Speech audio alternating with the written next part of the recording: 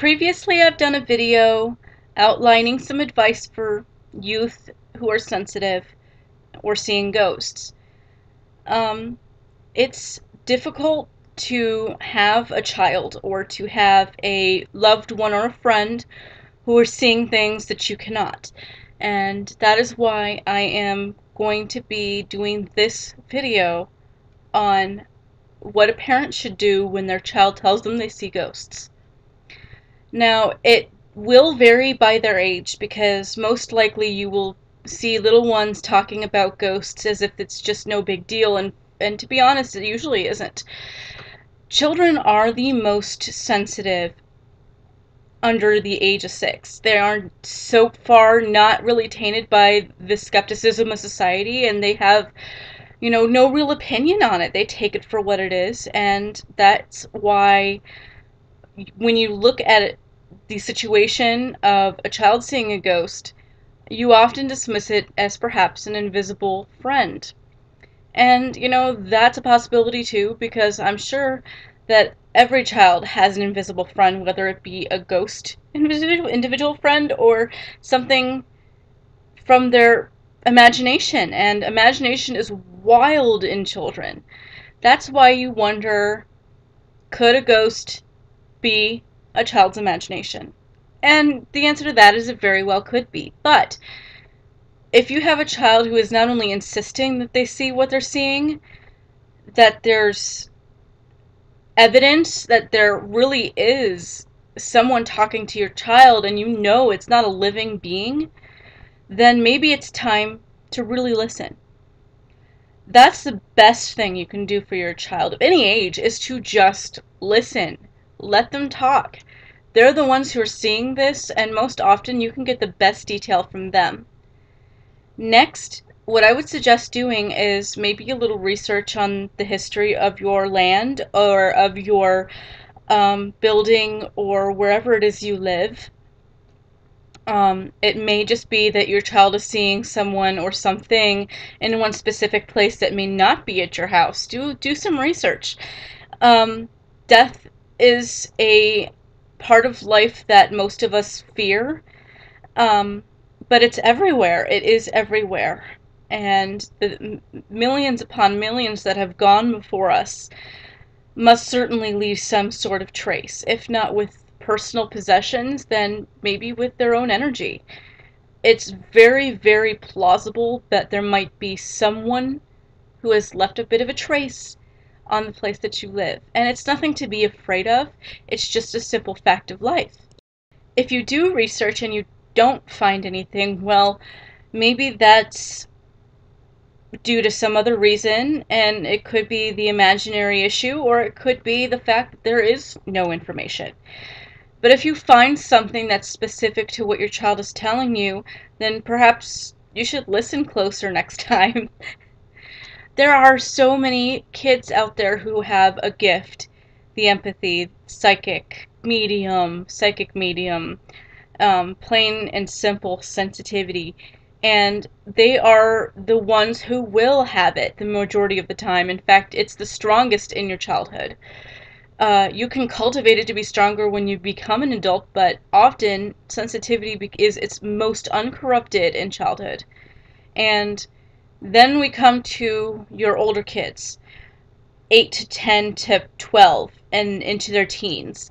At this point, they're starting to listen to the outside influences, to the media, to you, to their friends. And at this point, their skepticism is going to start growing, and that's okay. We all need a healthy skepticism in our lives when it comes to things like ghosts. But if they're experiencing things that they cannot understand, and they are not comprehending it, and they're asking you for help when they talk to you about it, they're already at a crossroads in so many other things, the peer pressure and bullying and all the other issues that you have in school these days, and even more material possession and everything else that is valued so highly, especially in high school. There's so much already that's starting to drive your teens crazy, but add to that the ability to see ghosts, or, seeing something that you can't understand. you are immediately going to start questioning sanity, and they're going to question their own sanity, but to have you question their sanity more and nag them about it is most likely going to ruin their time. They are going to be so preoccupied with it that they cannot concentrate on anything else. My advice would be to approach it as delicately as you possibly can. It's not something that you should just rush headlong into. Do some research and open your mind. Talk to them about it. And it would be a good idea for them to see a couple of psychiatrists to see if perhaps they're developing some sort of early onset anything. I mean, there are a few reasons that somebody could be seeing something like that, and there are symptoms of mental disease that do mimic, a haunting, or do mimic a ghost.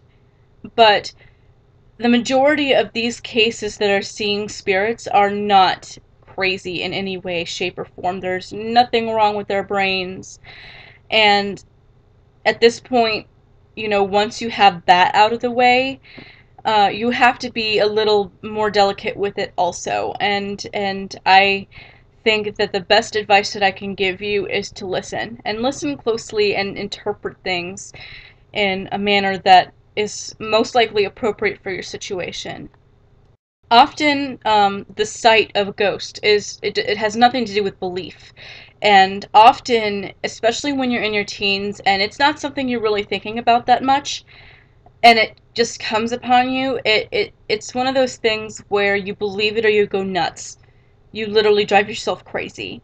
So as a parent, are you going to doubt them, put them down about it, or are you going to take a better stand on it?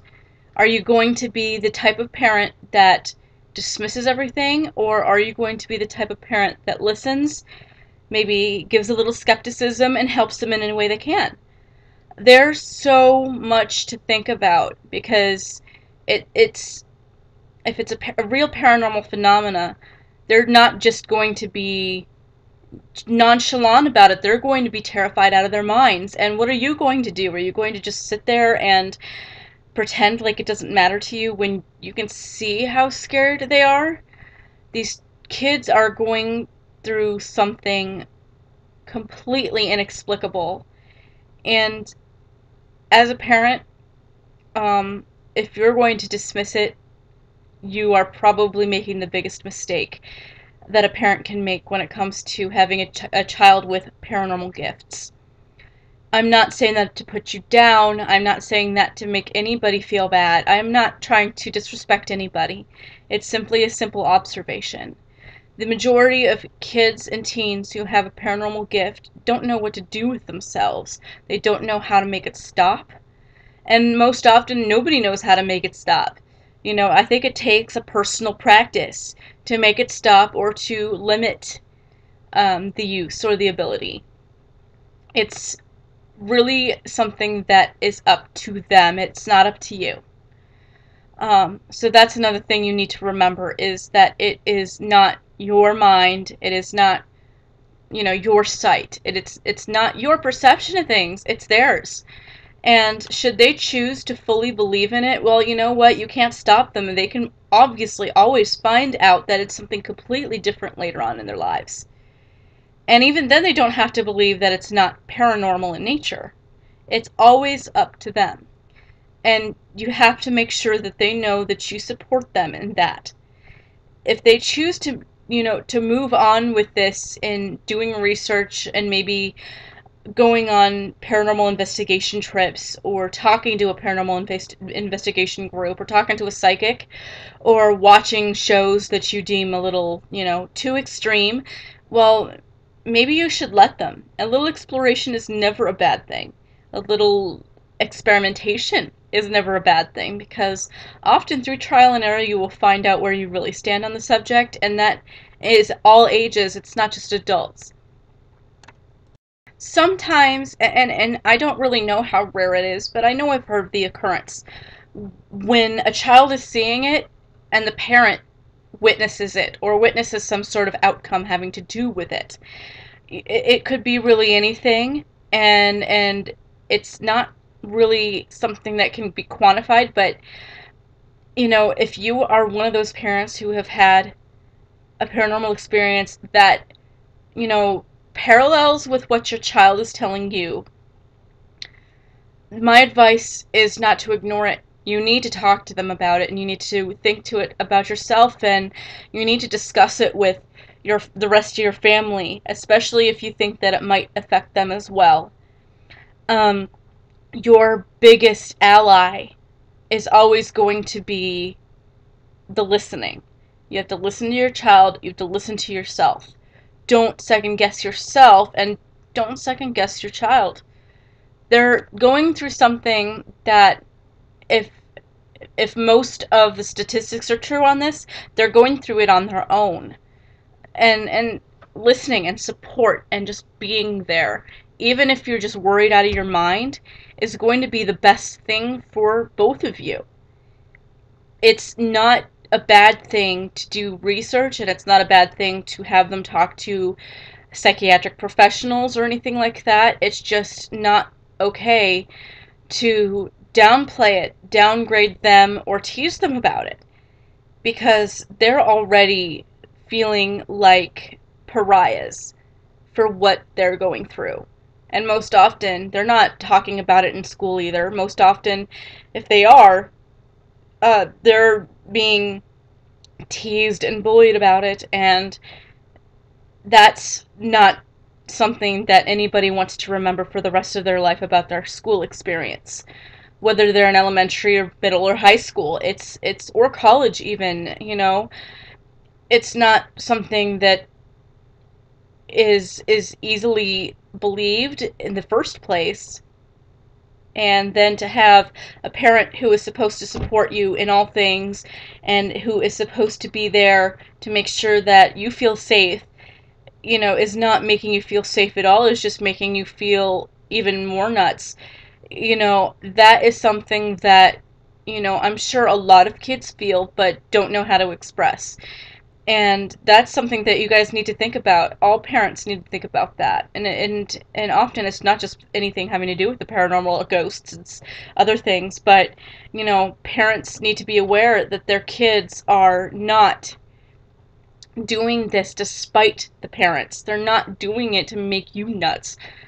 If they're telling you something, it's because they need your help. It's because they feel like they need somebody to lean on. They're reaching out to you. Take their hand and let them lean on you. And it's not just that you're supposed to do that as a parent. It's something that if you think about it, when you were young and you experienced something absolutely terrifying, or you were worried or scared about something, and you went to your parents, if they dismissed it, how did that make you feel? I've actually found that there are a few communities out there, besides my own, that have specific sections or specific groups for parents of kids with paranormal gifts. If you ever watch Psychic Kids, for example, Psychic Kids, Children of the Paranormal, where the first season and on for a while was with Chip Coffey, um, then you'll know how most people regard it, and most people will react to it, and how opening their mind to it will make them feel after. Um, Granted, everybody's different. It's an individual process of acceptance, but from the start of all of this, if you could just be open and try and be there for your kids.